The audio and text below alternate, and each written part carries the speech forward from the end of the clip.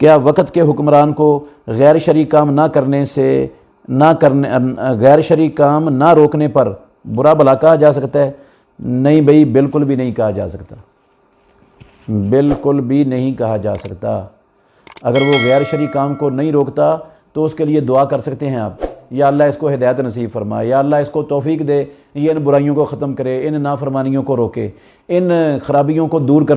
کرے، یہ آپ اس کے لیے دعا کر سکتے ہیں، اس کو نصیحت کر سکتے ہیں، اس کو اللہ سے ڈرا سکتے ہیں، جا کر اس کے پاس اس کے لیے دعا کریں، لوگوں سے اس کے لیے دعا کروائیں کہ اللہ اس کے لیے دعا کرو، اللہ اس کو توفیق دے۔ اس کو برا بھلا کہنے سے اپنا نامہ اعمال آپ خراب کریں گے، اس کا کچھ نہیں بگڑے گا، بلکہ نقصان ہوگا، امت کا نقصان ہوگا، ملک کا نقصان ہوگا، قوم کا، آپ کا کچھ نہیں جائے گا، آپ اپنا نامہ اعمال سیاہ کریں گے۔